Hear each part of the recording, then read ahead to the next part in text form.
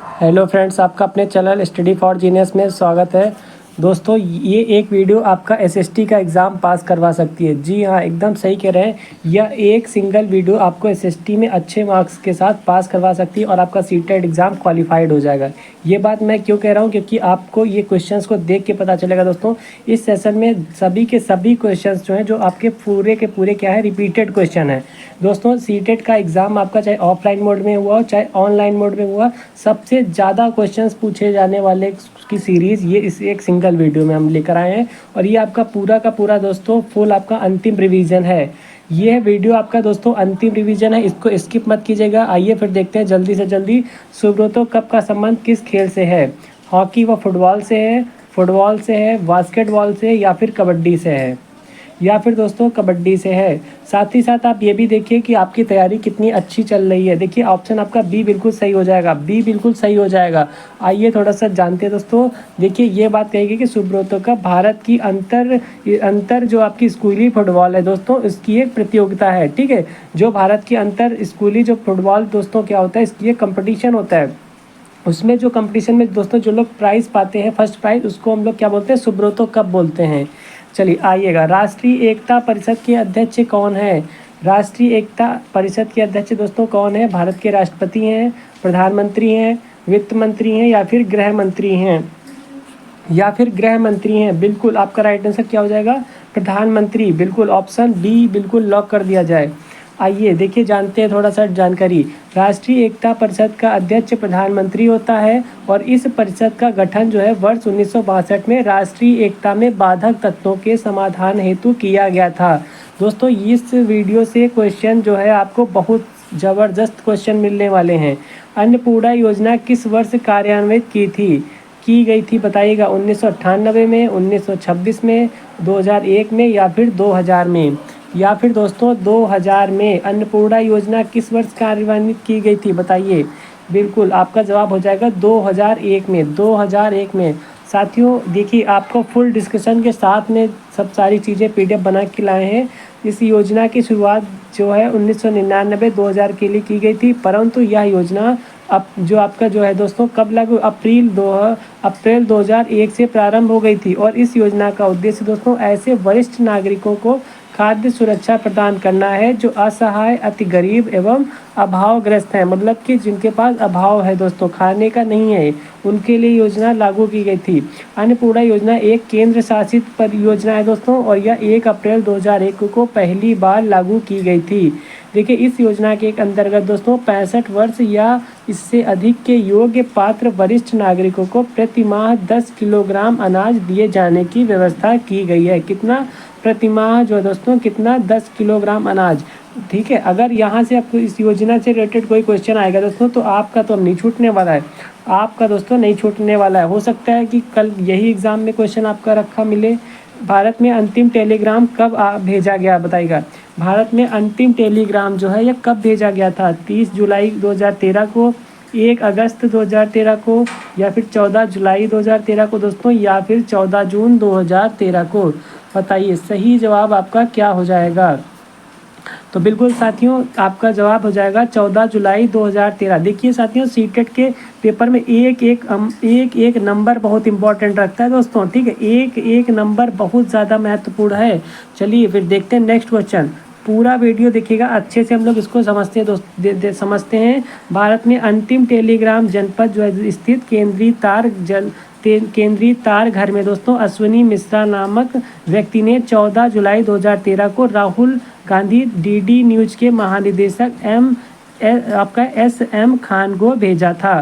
ठीक है, इस टाइप के आपके क्वेश्चन पूछे जाते हैं। ये सभी क्वेश्चन आपके रिपीटेड क्वेश्चन हैं, जो कि आपके कई बार SST के एग्ज़ाम में पूछे गए हैं। ठीक है, फिल्म गांधी में महात्मा गांधी की भूमिका जो है किस अभिनेता ने की थी बताइएगा? जो आपकी फिल्म बनी थी दोस्तों गांधी, उसमें आपको बताना है महात्मा गांधी की भूमिका किस अभिनेता ने की थी? शाहरुख खान ने की थी, परवेश रावल ने की थी, या फिर बेन किंग्सले ने की थी, या फिर अभिजीत ने की थी? या फिर दोस्तों अभिजीत ने की थी। आपका सही जवाब क्या हो जाएगा? जी बिल्कुल आपका राइट हो जाएगा दोस्तों, बेन किंग्सले ने की थी। किसने की थी? बेन किंग्सले ने की थी। इस टाइप के क्वेश्चंस आपके पूछे गए हैं सीटेट के एग्ज़ाम में, और ये सब हो सकता है कल आपको यही क्वेश्चन मिल जाए एग्ज़ाम में। फिर दोस्तों एक एक नंबर बहुत इंपॉर्टेंट है दोस्तों, और सभी को मेरी तरफ से पहली बात तो बेस्ट ऑफ लक। आपको बहुत ही अच्छा एग्ज़ाम दे के आना है दोस्तों, बहुत अच्छा शानदार एकदम एग्ज़ाम दे के आना है, और बहुत अच्छे मार्क्स के साथ में सीटेट का एग्ज़ाम क्वालिफाइड करना है। देखिए गांधी जो है दोस्तों 1982 में बनी लोकप्रिय भारतीय हस्ती मोहनदास करमचंद गांधी के वास्तविक जीवन पर आधारित फिल्म है, और फिल्म का निर्देशन रिचर्ड एटनबरो के द्वारा किया गया है, और इसमें बेन किंग्सले गांधी की भूमिका में है। इस फिल्म के लिए दोनों को अकादमी पुरस्कार से सम्मानित किया गया था। फिल्म को सर्वश्रेष्ठ फिल्म के अकादमी पुरस्कार के साथ 8 अन्य अकादमी पुरस्कार भी प्राप्त हुए। यह भारतीय और यूनाइटेड किंगडम की फिल्म निर्माता कंपनियों के द्वारा बनाई गई साझा मूवी थी। ठीक है दोस्तों, चलिए इसी के साथ अगला क्वेश्चन दोस्तों आपसे ये पूछा गया है कि किसी उत्पादन की वह मांग जो वह अपने लिए चाहती है क्या कहलाती है।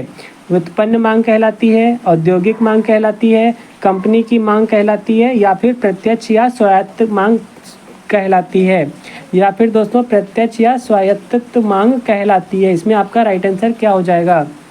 किसी उत्पादन की वह मांग जो अपने लिए चाहती है वह क्या कहलाती है दोस्तों, तो वह आपके क्या कहलाएगी, वह कहलाएगी व्युत्पन्न मांग। ठीक, ऑप्शन आपका ए सही हो जाएगा, व्युत्पन्न मांग कहलाती है।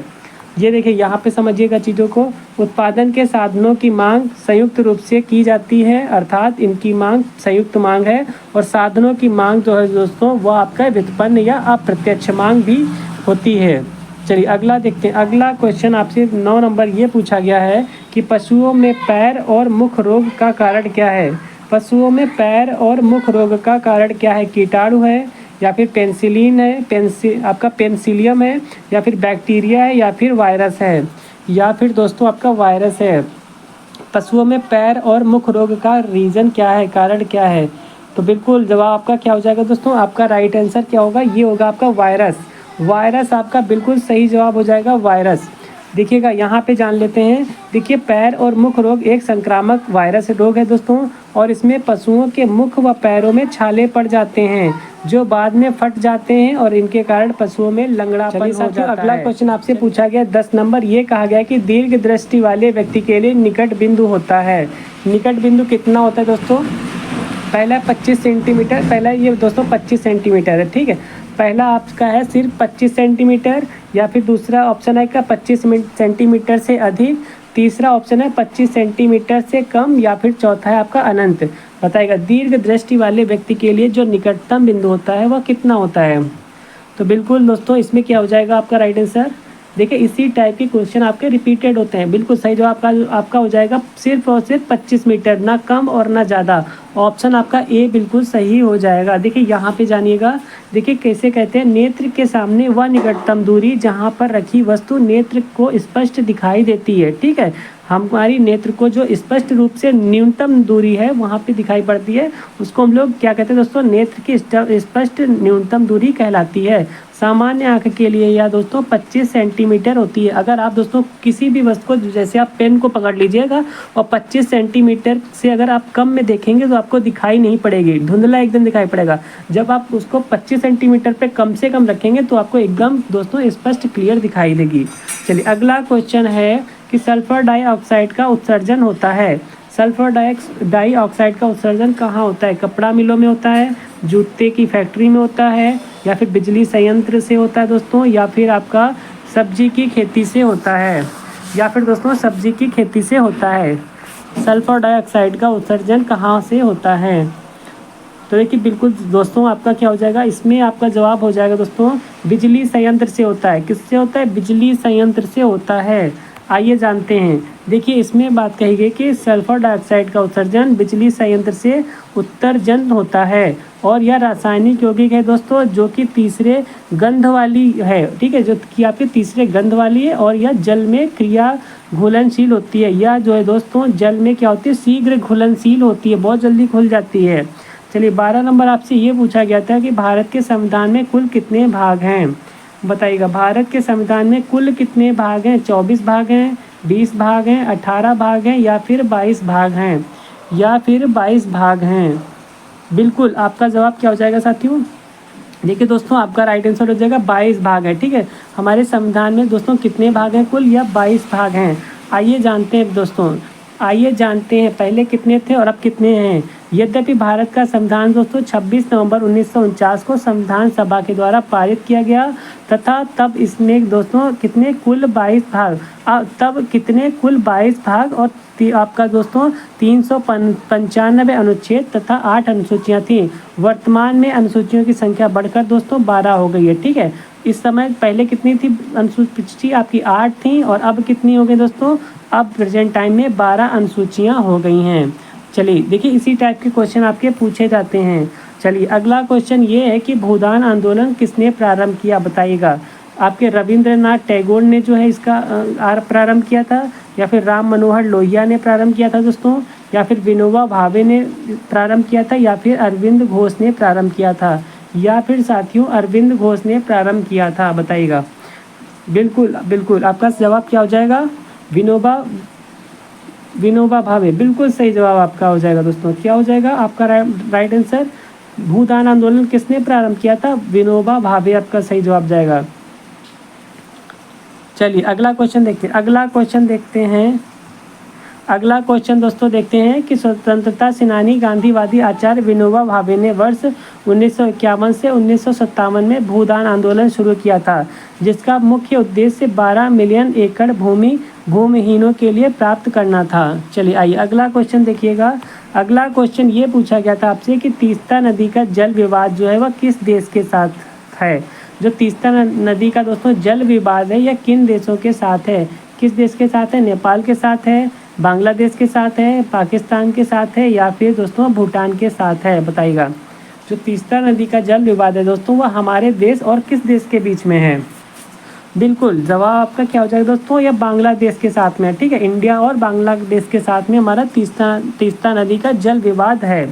चलिए अब ये चीज़ देखिएगा यहाँ पर, तीस्ता नदी भारत के सिक्किम राज्य से निकलकर पश्चिम बंगाल से होते हुए दोस्तों बांग्लादेश की यमुना नदी में मिल जाती है। ये सब आपके एडिशनल जानकारी आपको देकर आए। ठीक है, अगर दोस्तों कंटेंट अच्छा लग रहा हो देखिए पूरा, आप लोगों के पास इतना टाइम नहीं है कि आप लोग 50 किताबें निकाल कर इधर उधर से देखें। इस वजह से हमने खुद से सारे कंटेंट को इकट्ठा किया और आपके सामने प्रस्तुत किया। अगर आपको दोस्तों वीडियो सेशन थोड़ा सा भी अच्छा लग रहा हो मेहनत, तो प्लीज़ जो है दोस्तों वीडियो को लाइक कर दीजिएगा और चैनल को सब्सक्राइब करके दोस्तों में शेयर भी कर दीजिएगा। ठीक, आइए फिर देखते हैं भारत में सबसे अधिक उपज देने वाली खाद्य फसल कौन सी है। चावल है, गेहूं है, ज्वार है, या फिर मक्का है।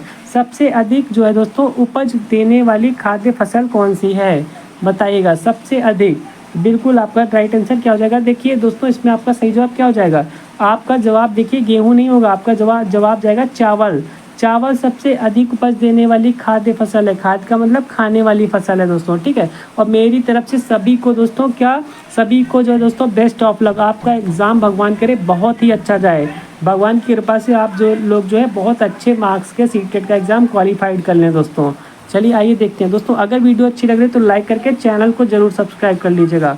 अगला है ये थोड़ा सा डिटेल्स जानते हैं। देखिए एक एक नंबर दोस्तों सीटेट के एग्ज़ाम में एक एक नंबर बहुत ज़्यादा इंपॉर्टेंट है, तो बिल्कुल वीडियो को पूरा लास्ट तक देखिएगा।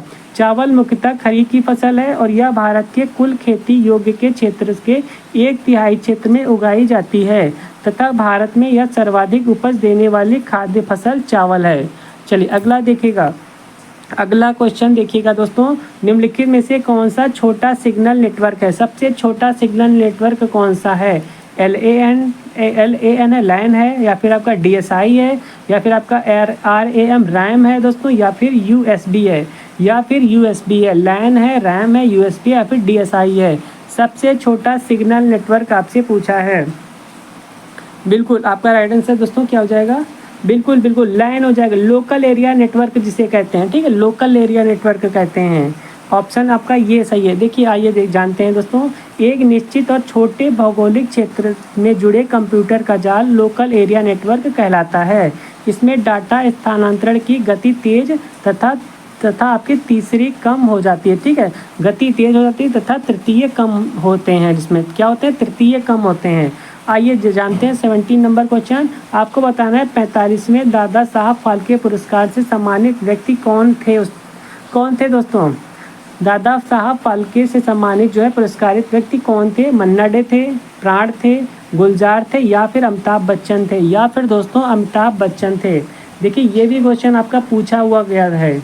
पूछा हुआ गया क्वेश्चन आपका डायरेक्ट उठाया गया दोस्तों। 45 में कौन आपके थे? ये आपके गुलजार थे। चलिए आइए देखते हैं, ये थोड़ा आपका दिया है, थोड़ा समझ लीजिएगा कि इस पुरस्कार की दोस्तों शुरुआत कब से हुई थी। तो 1969 से इस पुरस्कार की शुरुआत हुई थी। और पहला दादा साहब फाल्के पुरस्कार दोस्तों किसको दिया गया? देविका रानी को। ये भी जान लीजिएगा, देविका रानी को, ये चीज़ आपको नहीं भूलनी है। चलिए देखिए, सभी के सभी जानकारी बटोर के लेकर लाए हैं आपके लिए। भारत का सिलिकॉन वैली किसे कहते हैं दोस्तों? भारत का सिलिकॉन वैली किसे कहा जाता है? नई दिल्ली को कहा जाता है, चेन्नई को कहा जाता है, बेंगलोर को कहा जाता है, या फिर हैदराबाद को कहा जाता है? या फिर साथियों हैदराबाद को कहा जाता है। बिल्कुल आपका जवाब क्या हो जाएगा दोस्तों? बेंगलोर को कहते हैं हम लोग। किसे कहते हैं? बेंगलोर को कहा जाता है सिलिकॉन वैली। चलिए थोड़ा सा जान लेते हैं। देखिए, कर्नाटक राज्य की राजधानी बेंगलोर को भारत की सिलिकॉन वैली के नाम से जाना जाता है। आइए अगला प्रश्न आपसे ये पूछा गया था कि पहली कंप्यूटर भाषा कौन सी विकसित की गई थी? पहली कंप्यूटर भाषा कौन सी विकसित की गई थी? कोबोल हो गया आपका, बेसिक हो गया, फोर्ट्रॉन हो गया, या फिर पास्कल हो गया दोस्तों या फिर पास्कल हो गया, बताइएगा। सही जवाब राइट आंसर आपका क्या हो जाएगा? बिल्कुल आपका राइट आंसर क्या हो जाएगा? फोर्ट्रॉन। सी ऑप्शन बिल्कुल आपका सही है, फोर्ट्रॉन। चलिए अगला 20 नंबर, थोड़ा सा इसके बारे में समझ लीजिएगा। देखिए, जॉन बेसक IBM के संयुक्त प्रयासों से 1957 में विस्तृत उच्च स्तरीय, जिसे हम लोग क्या कहते हैं, हाई लेवल आपका कहते हैं, ठीक है, उच्च स्तरीय कंप्यूटर भाषा को क्या कहेंगे दोस्तों? फोर्ट्रॉन कहते हैं। हाई लेवल लैंग्वेज है दोस्तों, कौन सी है? फोर्ट्रॉन है। चलिए अगला क्वेश्चन है कि जातक कथा संबंधित है दोस्तों। जातक कथा संबंधित है। जातक कथा किससे संबंधित है? गौतम बुद्ध से संबंधित है, छत्रपति शिवाजी से संबंधित है, बाल गंगाधर तिलक जी से संबंधित है, या फिर गांधी जी से संबंधित है? बताइएगा। जातक कथा संबंधित है साथियों। एक क्वेश्चन बहुत इंपॉर्टेंट है आपका। बिल्कुल राइट आंसर क्या हो जाएगा? गौतम बुद्ध। चाहे आप स्पीड बढ़ा के देखिएगा, कैसे भी करके देखिएगा, वीडियो ज़रूर देखिएगा दोस्तों। 101% क्वेश्चन यहाँ से आएगा इस एक सिंगल वीडियो से। जातक कथाएं महात्मा बुद्ध ने पूर्व जन्मों की लोकप्रिय कहानियाँ हैं जिन्हें गौतम बुद्ध के सभी मतों में संरक्षित किया गया है।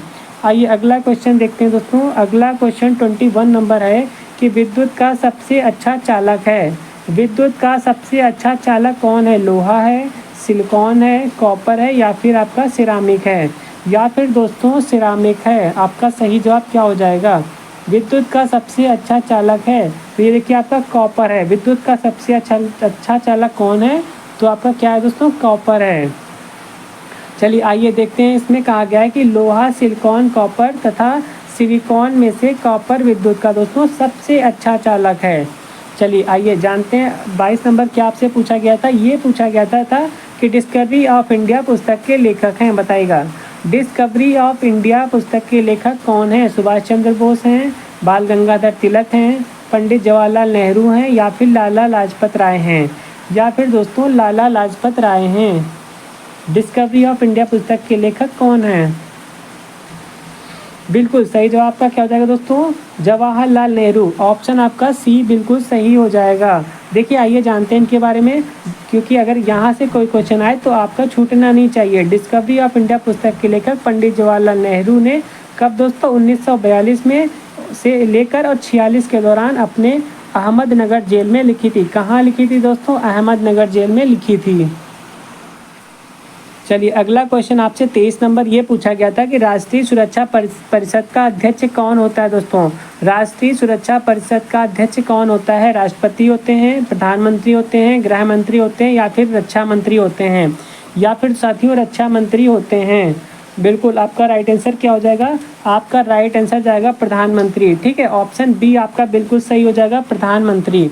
चलिए इनके बारे में थोड़ा सा यही डायरेक्ट इसमें कहा गया कि राष्ट्रीय सुरक्षा परिषद का अध्यक्ष प्रधानमंत्री होते हैं। इनके बारे में ज़्यादा कुछ जानने की ज़रूरत भी नहीं है, क्योंकि इससे ज़्यादा क्वेश्चन पूछता भी नहीं है।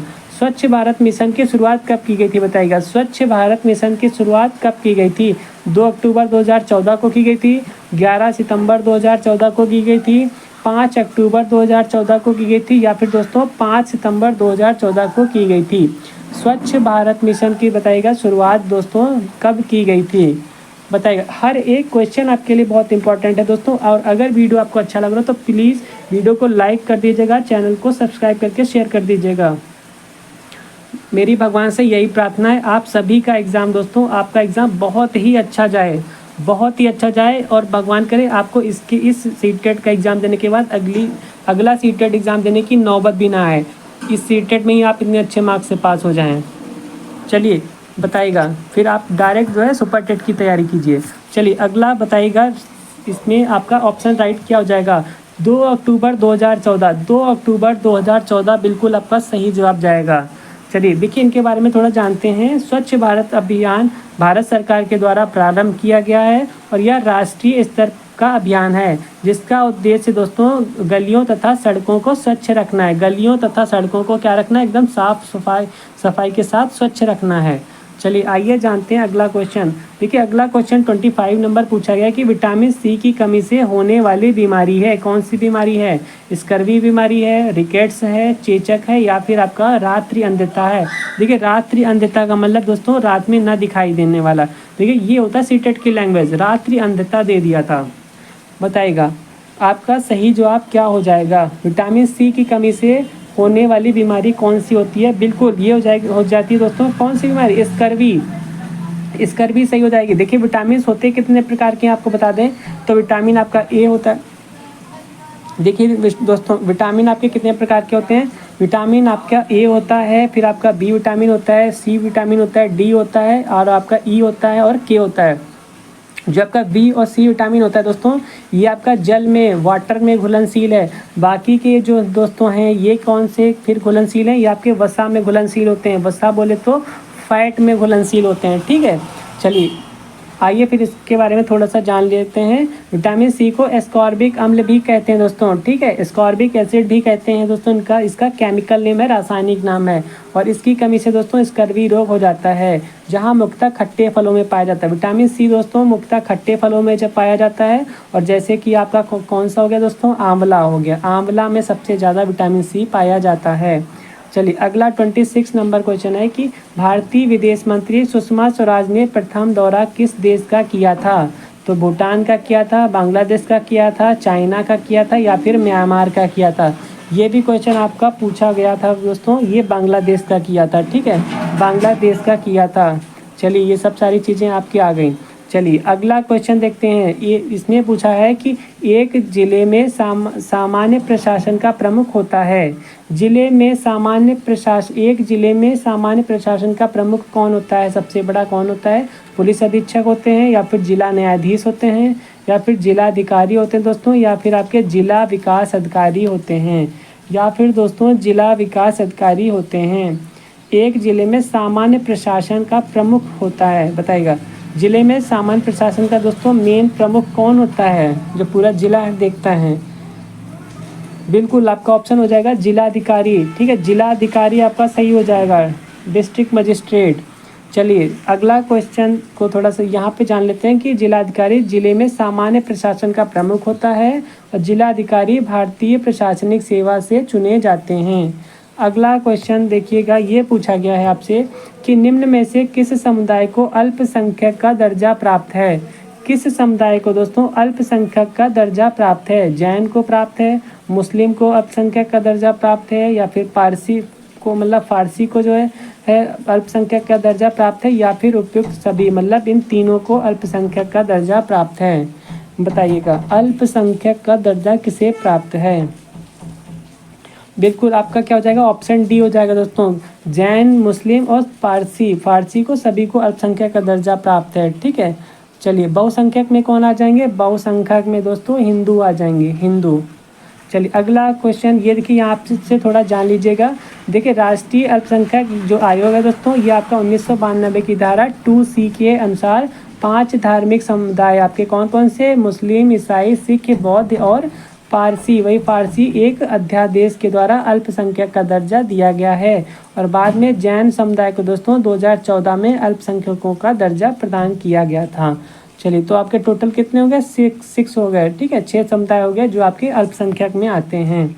चलिए अगला क्वेश्चन 29 नंबर है कि अंतर्राष्ट्रीय महिला हिंसा उन्मूलन जो है दिवस आपका कब मनाया जाता है? अंतर्राष्ट्रीय महिला हिंसा उन्मूलन दिवस दोस्तों कब मनाया जाता है? 10 नवंबर को, 1 नवंबर को, 25 नवंबर को या फिर दोस्तों 16 नवंबर को मनाया जाता है।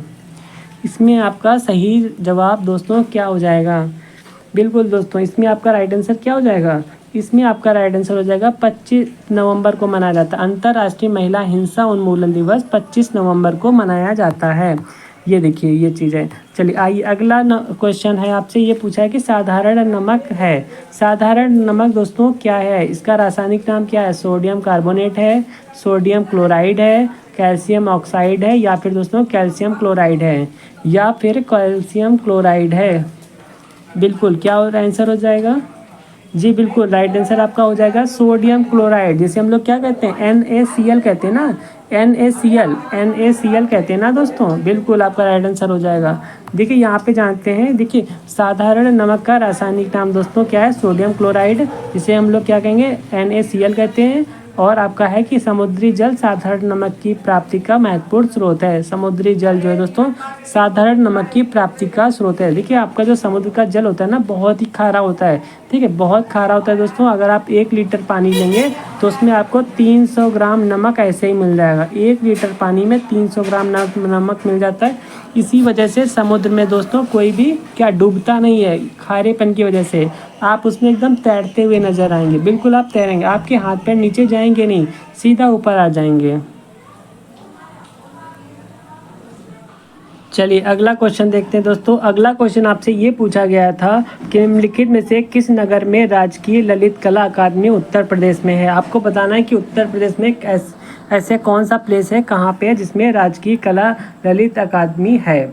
ऐसी कौन सी जगह है उत्तर प्रदेश में? तो बिल्कुल लखनऊ है, वाराणसी है, मथुरा है या फिर आपका प्रयागराज है, या फिर आपका प्रयागराज है। बिल्कुल आपका राइट आंसर हो जाएगा दोस्तों आपका लखनऊ, ठीक। उत्तर प्रदेश की राजधानी लखनऊ में जो है राजकीय ललित कला अकादमी है। अगला थोड़ा सा यहाँ पे समझ लीजिएगा। देखिए यहाँ पे कहा गया है कि ललित कला अकादमी की स्थापना दोस्तों उत्तर प्रदेश की राजधानी लखनऊ में 8 फरवरी 1962 को की गई थी। कब की गई थी? 8 फरवरी 1962 को की गई थी। चलिए अगला क्वेश्चन आपसे दोस्तों ये पूछा गया था कि पंडित दीनदयाल हस्तकला संकुल व्यापार सुविधा केंद्र स्थित है। कहाँ पर स्थित है? आगरा में स्थित है, वाराणसी में स्थित है, कानपुर में स्थित है या फिर गोरखपुर में स्थित है, या फिर गोरखपुर में स्थित है। पंडित दीनदयाल हस्तकला संकुल व्यापार सुविधा केंद्र कहाँ स्थित है दोस्तों? बिल्कुल आपका जवाब क्या हो जाएगा? वाराणसी। बिल्कुल आपका ऑप्शन डी सही हो जाएगा, वाराणसी में। देखिए यहाँ पे समझिएगा, पंडित दीनदयाल हस्तकला संकुल व्यापार सुविधा केंद्र दोस्तों वाराणसी में है और इस केंद्र की स्थापना नवंबर 2014 में की गई थी। चलिए अगला क्वेश्चन आपसे ये पूछा गया है कि उत्तर प्रदेश का कौन सा जनपद दशहरी आम का सर्वोच्च उत्पादक है। उत्तर प्रदेश का ऐसा कौन सा जनपद है जो दशहरी आम का सर्वोच्च उत्पादक है? आगरा में होता है, लखनऊ में होता है, वाराणसी में होता है या फिर आपका प्रतापगढ़ में पाया जाता है। या फिर दोस्तों दशहरी आम के लिए ऐसा कौन सा प्लेस है जो फेमस है दशहरी आम के लिए? बिल्कुल आपका जवाब क्या हो जाएगा दोस्तों? लखनऊ। लखनऊ क्या? मलिहाबाद। लखनऊ का जो मलिहाबाद है ये आम के लिए फेमस है। बिल्कुल ये देखिए आप देख सकते हैं कि जनपद लखनऊ दशहरी आम का सर्वोच्च उत्पादक है और उल्लेखनीय है कि दशहरी आम को भौगोलिक संकेतक का विशेष कानूनी दर्जा अर्थात GI टैग भी प्राप्त है। जिसको देखिए दोस्तों इसको जो है GI टैग भी प्राप्त है, कानूनी दर्जा प्राप्त है। चलिए आइए अगला है कि आपको बताना है कि प्रसिद्ध ठुमरी गायक गिरिजा देवी का जन्म किस शहर से हुआ था। गिरिजा आपको बताना है आपका जो गायिका है गिरिजा देवी सिंह, ये जो कि प्रसिद्ध ठुमरी गायिका हैं, या इनका जन्म किस शहर में हुआ था? लखनऊ में हुआ था, अलीगढ़ में हुआ था, मुरादाबाद में हुआ था या फिर बनारस में हुआ था, या फिर दोस्तों बनारस में हुआ था। बिल्कुल इनका कहाँ हुआ था जन्म दोस्तों? बनारस में हुआ था। बिल्कुल आपका जवाब डी बिल्कुल सही हो जाएगा, डी बिल्कुल सही हो जाएगा। बनारस घराने, देखिए घराने से क्वेश्चन पूछा जाता है दोस्तों, घराने से क्वेश्चन आपका पूछा जाता है, बनारस घराने से है ये, ठीक। अगर आपसे पूछ लिया जाए कि प्रसिद्ध गायिका जो है आपका ठुमरी गायिका गिरिजा देवी किस घराने से हैं, तो बनारस घराने से। इनका जन्म 8 मई 1929 को बनारस में हुआ था। चलिए अगला क्वेश्चन देखते हैं, जो कि आपका बहुत इंपॉर्टेंट क्वेश्चन है। ऋग्वेद है, आपको बताना है कि ऋग्वेद है स्रोतों का संकलन ऋग्वेद है, कथाओं का संकलन ऋग्वेद है, शब्दों का संकलन ऋग्वेद है, या फिर युद्ध का ग्रंथ ऋग्वेद है, या फिर दोस्तों युद्ध का ग्रंथ ऋग्वेद है। बताइएगा, आपका आया हुआ क्वेश्चन है ऋग्वेद है, आखिर ऋग्वेद क्या है? तो बिल्कुल जवाब आपका क्या हो जाना चाहिए दोस्तों, आपका स्रोतों का संकलन। ठीक है, जो आपका स्रोतों का संकलन है उसे हम लोग क्या कहेंगे, ऋग्वेद कहेंगे। बिल्कुल ऑप्शन आपका ए सही हो जाएगा। ये देखिए यहाँ पे दिया गया है कि ब्राह्मण साहित्य में सबसे प्राचीन ग्रंथ ऋग्वेद है, जिसमें मुख्य स्रोतों का संकलन किया गया है। और ऋग्वेद में कुल 10 मंडल और 1028 सूक्ति हैं। कितने दोस्तों, 10 मंडल हैं और 1028 सूक्त हैं। चलिए अगला पूछा गया था आपसे ये क्वेश्चन कि बुद्ध के द्वारा रूपांतरित निम्न व्यक्तियों में से कौन सा अंतिम था? बुद्ध के द्वारा रूपांतरित निम्न में से कौन सा अंतिम था?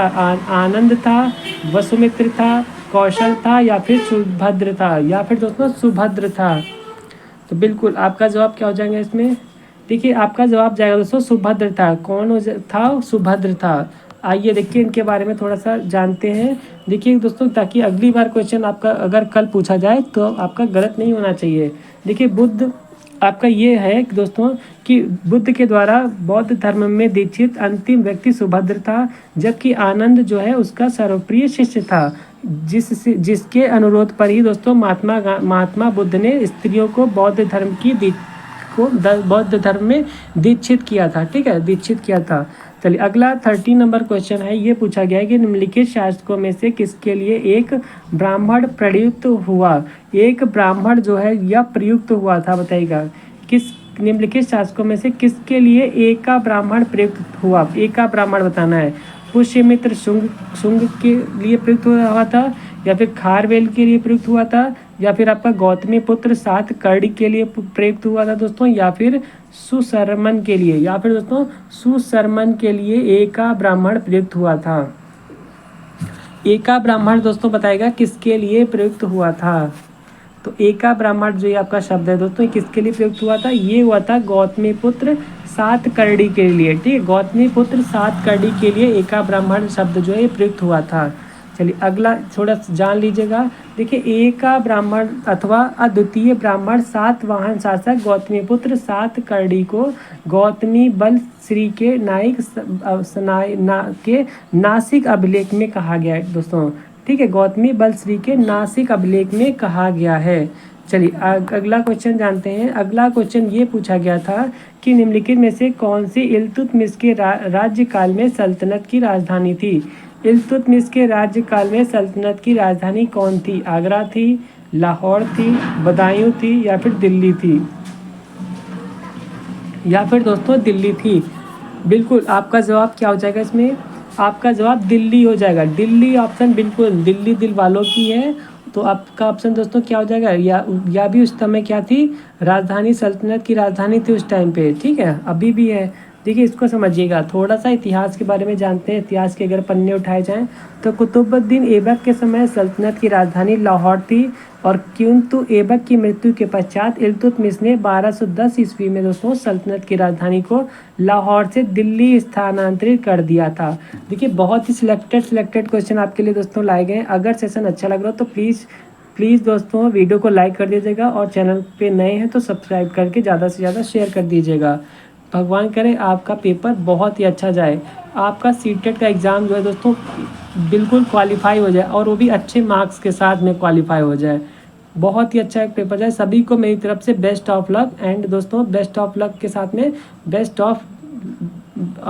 ऑफ आपको बेस्ट ऑफ लक। ठीक है, बेस्ट ऑफ लक। चलिए 15 नंबर है कि भारतीय वन सर्वेक्षण की रिपोर्ट के अनुसार भारत के निम्नलिखित में से किस राज्य में भौगोलिक क्षेत्र का सर्वाधिक प्रतिशत वन क्षेत्र है? मणिपुर का है, मेघालय का है, मिजोरम का है, या फिर नागालैंड का है दोस्तों? या फिर नागालैंड का है? बताइएगा इसमें आपका राइट आंसर क्या हो जाएगा? तो देखिए इसमें दोस्तों आपका सही जवाब क्या जाएगा? इसमें जाएगा आपका मिजोरम। मिजोरम आपका बिल्कुल राइट आंसर हो जाएगा। ठीक है, अगर हम लोग भौगोलिक क्षेत्र का सर्वाधिक प्रतिशत वन क्षेत्र देखेंगे दोस्तों, तो आपका क्या हो जाएगा? मिजोरम राइट आंसर होगा। देखिए अगर बात कर ली जाए साथियों, वर्ष 1987 से भारतीय वन स्थिति रिपोर्ट को द्विवार्षिक रूप से भारतीय वन सर्वेक्षण के द्वारा प्रकाशित किया जाता है, जिसमें मिजोरम राज्य में भौगोलिक क्षेत्र का प्रस्तावित दोस्तों भौगोलिक क्षेत्र का जो आपका सर्वाधिक प्रतिशत वन है मिजोरम का है। ठीक, मिजोरम राज्य का है। चलिए अगला क्वेश्चन देखते हैं। हर एक क्वेश्चन बहुत ही इंपॉर्टेंट है दोस्तों, एक भी क्वेश्चन को आप ये मत कहिएगा कि ये क्वेश्चन नहीं आएगा। हर एक क्वेश्चन सीटेट के एग्जाम में इंपॉर्टेंट रखता है। निम्नलिखित में से किस जिले में जो है आपका ये पूछा गया है कि भार मृदा पाई जाती है? कौन सी भार मृदा पाई जाती है? कानपुर में, प्रतापगढ़ में, सीतापुर में या फिर झांसी में, या फिर दोस्तों झांसी में। ठीक है, इसको मार मृदा कह सकते हैं या फिर भार मृदा कह सकते हैं। कानपुर में, प्रतापगढ़ में, सीतापुर में या फिर झांसी में।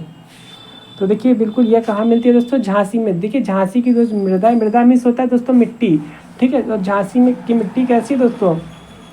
लाल आपको मिट्टी मिलेगी, अधिकतर लाल मिट्टी मिलेगी। देखिए भार मृदा जो है बुंदेलखंड क्षेत्र में झांसी, ललितपुर, बांदा आदि जिलों में पाई जाती है। चलिए अगला क्वेश्चन 17 नंबर ये है कि निम्नलिखित में से किस कण का व्यास 0.002 मिली से कम होता है? बताएगा। मिमी से कम होता है, मिलीमीटर से कम होता है, मृत्तिका का होता है, गाद का होता है, महीन बालू का होता है या फिर उपयुक्त में से कोई नहीं, या फिर साथियों उपयुक्त में से कोई नहीं। देखिए इस टाइप के क्वेश्चन आते हैं जो कि क्या होते हैं, बहुत ही ज़्यादा आपके कहे जा सकते हैं कि हार्ड लेवल के क्वेश्चन आ गए हैं। देखिए इसमें आपका हो जाएगा मृत्तिका, ऑप्शन ए आपका सही हो जाएगा मृत्तिका। देखिए मृत्तिका कण का जो व्यास होता है साथियों वह 0.002 मिमी से कम होता है, एकदम बहुत ही सूक्ष्म होता है दोस्तों। 18 नंबर बताइएगा। 18 नंबर है, सभी के सभी क्वेश्चन आपके प्रीवियस ईयर क्वेश्चन से उठाए गए हैं। निम्नलिखित में से कौन जैविक संसाधन नहीं है? कौन सा जैविक संसाधन नहीं है? शुद्ध जल जैविक संसाधन नहीं है, कोयला जैविक संसाधन नहीं है, पेट्रोलियम जैविक संसाधन नहीं है या फिर मछली जैविक संसाधन नहीं है, या फिर साथियों मछली जो है यह जैविक संसाधन नहीं है? बताइएगा। तो देखिए इसमें आपका जवाब क्या हो जाएगा? देखिए शुद्ध जल जो आपका वाटर है ना दोस्तों, ये आपका जैविक संसाधन नहीं है। वाटर जल आपका जैविक संसाधन नहीं है। देखिए आपको बता दें, पेट्रोलियम हो गया, कोयला हो गया, मछली, ये क्या है दोस्तों? जैविक संसाधन कहे जाते हैं, क्योंकि यह किसी जीव या जैविक पदार्थ से प्राप्त किए जाते हैं। ठीक है, जबकि शुद्ध जल आपका जैविक संसाधन नहीं होता है। शुद्ध जल आपका जैविक संसाधन नहीं होता है। अगला है स्ट्रेट लाइट होता है। दोस्तों स्ट्रेट लाइट होता है कहाँ होता है? समताप मंडल का सबसे ऊपरी बैंड है, समताप मंडल का सबसे निचला बैंड है, अधिक ऊंचाई पर समताप मंडल में स्थगित वायु पोत है, या फिर शनि का प्राकृतिक उपग्रह है, या फिर दोस्तों शनि का प्राकृतिक उपग्रह है। बताएगा। स्ट्रेट लाइट होता है। बताएगा। स्ट्रेट लाइट, ये स्ट्रेट लाइट वो नहीं है जो आपके गली के बगल में लगी हुई स्ट्रेट लाइट है रोड वाली, वो वाली नहीं है दोस्तों। बिल्कुल इसमें आपका जाएगा अधिक ऊंचाई पर समताप मंडल में स्थगित वायुपोत है। ये क्या है? वायुपोत है दोस्तों। अधिक ऊंचाई पर समताप मंडल में स्थगित वायुपोत है। देखिए सी ऑप्शन आपका सही हो जाएगा। आपका ये देखिए यहाँ पर दिया गया है। चलिए अगला 20 नंबर क्वेश्चन है कि नीली नदी जो आपके नील नदी है ना दोस्तों, नील नदी कैसी है? नीली है।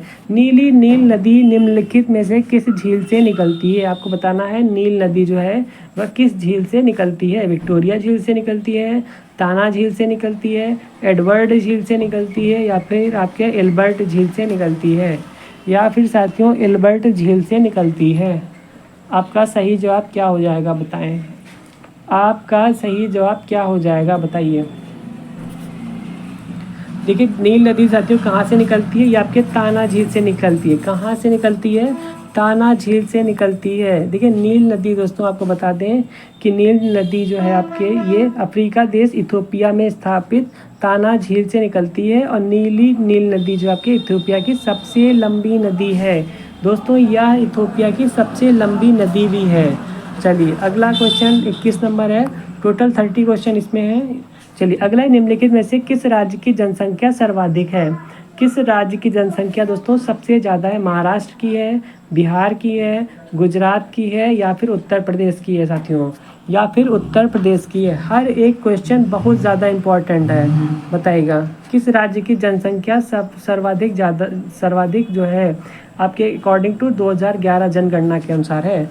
तो इसमें आपका सही जवाब हो जाएगा दोस्तों, ये क्या होगा, इसमें आपका सही जवाब क्या हो जाएगा, उत्तर प्रदेश। उत्तर प्रदेश आपका सही जवाब हो जाएगा। ठीक है, उत्तर प्रदेश लगभग दोस्तों 25 करोड़, समझ रहे, 25 करोड़ के आसपास है। चलिए अगला क्वेश्चन देखिए। अगला क्वेश्चन ये है कि वर्ष 2015-16 में भारत का कौन सा राज्य गेहूं का सबसे बड़ा उत्पादक राज्य था।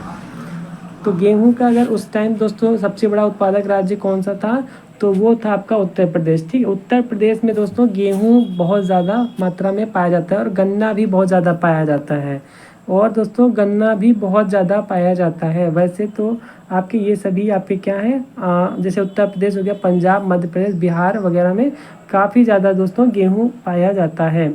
23 नंबर देखिएगा। 23 नंबर क्वेश्चन है कि उपभोक्ता सहकारी भंडार स्थापित किए गए हैं।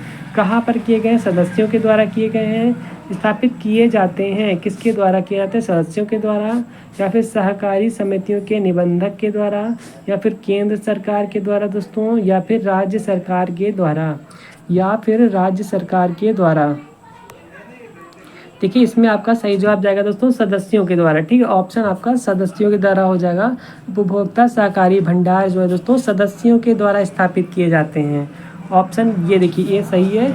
यहाँ पे दिया है कि सहकारी समितियाँ लोगों का ऐसा संघ होता है जो अपने पारंपरिक लाभ के लिए स्वेच्छापूर्वक सहयोग करते हैं, और उपभोक्ता सहकारी भंडार सदस्यों के द्वारा स्थापित किए जाते हैं, जबकि इनका पंजीकरण जो है दोस्तों सहकारी समितियों के निबंधक के द्वारा किया जाता है। बिल्कुल। आइए अगला क्वेश्चन देखिएगा। अगला क्वेश्चन बहुत ही इंपॉर्टेंट है और ये हो सकता है कल आपके एग्जाम में पूछ ही लिया जाए। निम्नलिखित में से कौन आपका बताना ट्रांजिस्टर का एक महत्वपूर्ण भाग है। ट्रांजिस्टर का कौन सा एक बहुत ही महत्वपूर्ण भाग है। आर्सेनिक है, या फिर आपका जर्मेनियम है, या फिर आपका आसमीनियम है, या फिर आपका रेडियम है, या फिर आपका दोस्तों रेडियम है। बताइएगा। देखिए आसमियम तो होता ही नहीं है। बताइएगा आपका जवाब इसमें क्या होगा। देखिए ट्रांजिस्टर का जो महत्वपूर्ण भाग है ना दोस्तों, वो आपका जर्मेनियम होता है। क्या होता है, जर्मेनियम होता है, जर्मेनियम। आपका बिल्कुल ऑप्शन जो है बी सही हो जाएगा। ट्रांजिस्टर के अर्धचालक के रूप में जर्मेनियम तथा सिलिकॉन का प्रयोग करते हैं। ठीक है, ट्रांजिस्टर के जो अर्धचालक के रूप में दोस्तों हम लोग जर्मेनियम तथा सिलिकॉन का प्रयोग करते हैं। चलिए 25 नंबर बताइएगा। 25 नंबर है कि निम्नलिखित में से किसका प्रयोग विस्फोटक के रूप में किया जाता है। किसका उपयोग विस्फोटक के रूप में किया जाता है। ग्लिसरॉल का किया जाता है, मेथेनॉल का किया जाता है, यूरिया का किया जाता है, या फिर ऑक्जेलिक एसिड का किया जाता है साथियों, या फिर ऑक्जेलिक एसिड का यूज किया जाता है। देखिए बिल्कुल आपका जवाब इसमें क्या हो जाएगा, इसमें आपका जवाब हो जाएगा ग्लिसरॉल। आपका ऑप्शन ए बिल्कुल सही हो जाएगा। ग्लिसरॉल आपका ऑप्शन सही है, ग्लिसरॉल। चलिए यहाँ पे चीज़ों को समझिए। ग्लिसरॉल का उपयोग दोस्तों विस्फोटक के उत्पादन में किया जाता है। उल्लेखनीय है कि ग्लिसरॉल एक कार्बनिक यौगिक होता है जो सांद्र नाइट्रिक अम्ल तथा सांद्र सल्फ्यूरिक अम्ल की उपस्थिति में नाइट्रोग्लिसरीन बनाता है। क्या बनाता है, नाइट्रोग्लिसरीन बनाता है। ठीक है साथियों, अगर सेशन अच्छा लग रहा है तो प्लीज़ वीडियो को लाइक कर दीजिएगा और चैनल को सब्सक्राइब कर दीजिएगा। निम्नलिखित में से किसका उपयोग दिया सलाई के निर्माण में किया जाता है। जो आप देखते हैं ना दिया सलाई, जो आपकी ये जो होती है दिया सलाई का मतलब माचिस। ठीक है, आप इसको फिर जलाते हैं, लौ निकलती है, उसी की बात कही गई है कि आपको बताना है किसका उपयोग दिया सलाई के निर्माण में किया जाता है। आपको बताना है डाई फास्फोरस, या फिर काला फास्फोरस, या फिर लाल फास्फोरस, या फिर पीला फास्फोरस। देखिए ये जो होता है ना, ये जो गोला है दोस्तों, ये जो गोला है आप में इसमें क्या लगा हो, ये फास्फोरस की वजह से जलता है। ठीक है, इसमें फास्फोरस होता है। बताइएगा दोस्तों इसमें सही जवाब क्या हो जाएगा।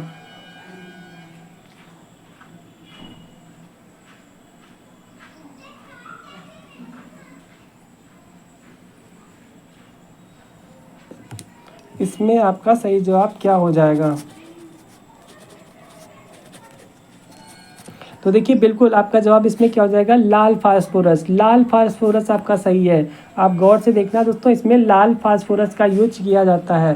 दोस्तों भगवान करे आपका जो है सीटेट का एग्ज़ाम बहुत अच्छे मार्क्स के साथ में निकल जाए दोस्तों, मेरी यही दुआ है। चलिए देखिए यहाँ पे समझते हैं। लाल फास्फोरस और फास्फोरस ट्राइसल्फाइड का प्रयोग दिया सलाई के निर्माण में किया जाता है और इसका उपयोग माचिस के निर्माण में किया जाता है। अगला 27 नंबर है कि सांप के जहरीले विष दंत होते हैं जो रूपांतरित होते हैं चुंबकीय दंत से, तालु दंत से, स्वनीय दंत से या फिर आपका जमभिका दंत से, या फिर दोस्तों जमभिका दंत से सांप के जहरीले विष दंत होते हैं जो रूपांतरित होते हैं। देखिए सांप के कितने विष दंत होते हैं दोस्तों, सांप के कितने विष दंत होते हैं तो आपको बता दें, जैसे कि ये सांप है, इसका जो दोस्तों मुंह होता है ना, इसके मुंह में सिर्फ 2 ही विष दंत होते हैं दोस्तों, इसके मुंह में सिर्फ 2 ही विष दंत होते हैं, सिर्फ दोस्तों 2 ही विष दंत होते हैं। ठीक है, समझ रहे हैं, सिर्फ 2 ही विष दंत होते हैं और जो कि खोखले होते हैं दोस्तों। ठीक है, चलिए और देखिए सांप के जो विष दंत होते हैं ये इससे काटता नहीं है, सीधे अपने शिकार को दोस्तों निगल लेता है, सीधे अपने शिकार को क्या करता है, निगल लेता है। बताइएगा चुंबकीय दंत, तालु दंत, स्वनीय दंत या फिर जमभिका दंत। देखिए इसमें आपका सही जवाब हो जाएगा जमभिका दंत। ठीक है, जमभिका दंत आपका बिल्कुल सही जवाब हो जाएगा। देखिए सांप के जहरीले विष दंत जमभिका दंत के रूपांतरित रूप होते हैं। चलिए आइए अगला क्वेश्चन है 28 नंबर। ये पूछा है कि निम्नलिखित में से कौन छत्तीसगढ़ में स्थित है। छत्तीसगढ़ में कौन सा राष्ट्रीय उद्यान स्थित है। अंसी राष्ट्रीय उद्यान है, बेतला राष्ट्रीय उद्यान है या फिर इंद्रावती राष्ट्रीय उद्यान है दोस्तों, या फिर आपका गूगामल राष्ट्रीय उद्यान है, या फिर गूगामल राष्ट्रीय उद्यान स्थित है। इसमें आपका सही जवाब क्या हो जाएगा बताइएगा। आपका दोस्तों सही जवाब राइट आंसर क्या हो जाएगा। बिल्कुल दोस्तों आपका जवाब इसमें क्या हो जाएगा, इसमें जाएगा आपका इंद्रावती राष्ट्रीय उद्यान। ऑप्शन आपका सी बिल्कुल सही हो जाएगा, इंद्रावती राष्ट्रीय उद्यान आपका बिल्कुल सही जवाब हो जाएगा। बिल्कुल छत्तीसगढ़ में इंद्रावती राष्ट्रीय उद्यान स्थित है। अगला है कि भारत के समस्त राज्यों में क्षेत्रफल के अनुसार उत्तर प्रदेश का क्या स्थान है। उत्तर प्रदेश का दोस्तों क्या स्थान है भारत के समस्त राज्यों में क्षेत्रफल के अनुसार। पहला है, दूसरा है, तीसरा है या फिर चौथा है। पहला है, दूसरा है, तीसरा है या फिर चौथा है। बिल्कुल देखिए कितना हो जाएगा दोस्तों, कितने नंबर पर, राज्यों में क्षेत्रफल के अनुसार। अगर क्षेत्रफल के अनुसार दोस्तों पूछा जाए उत्तर प्रदेश का स्थान क्या है तो ये आपका क्या जाएगा दोस्तों, 4th नंबर पे जाएगा। ठीक है, कितने नंबर पे जाएगा दोस्तों, ये आपका दोस्तों कितने नंबर पे, 4थे नंबर पे जाएगा। चलिए अगला नेक्स्ट और आज के सेशन का लास्ट क्वेश्चन है कि एक पारिस्थितिकी तंत्र में ऊर्जा का मात्रा एक पोषण स्तर से अन्य स्तर में स्थानांतरण के पश्चात क्या होता है, बढ़ती है, घटती है, स्थिर रहती है या फिर अब बढ़ सकती है या घट सकती है। स्थानांतरण जो है दोस्तों बताइएगा, ये आपका एक स्तर से अन्य स्तर में घट सकता है, बढ़ सकता है, स्थिर रहता है या फिर आपका बढ़ सकती है या घट सकती है। देखिए बिल्कुल आपका जवाब हो जाएगा घट सकती है, घट सकती है। और मेरी तरफ से सभी को बेस्ट ऑफ लक दोस्तों, बहुत अच्छा एग्जाम करके आपको आना है, बहुत अच्छा शानदार। और दोस्तों सभी को बेस्ट ऑफ लक एंड दोस्तों मे गॉड ब्लेस यू। ठीक है, चलिए फिर मिलते हैं नेक्स्ट वीडियो में। ज़्यादा से ज़्यादा आप जो है इस सेशन को लाइक कर दीजिएगा और चैनल पे नए तो सब्सक्राइब करके दोस्तों को शेयर भी कर दीजिएगा। ठीक है, चलिए फिर मिलते हैं नेक्स्ट वीडियो में, तब तक आप अपना ख्याल रखिए and thank you for watching this video. भगवान करे आपका दिन शुभ हो।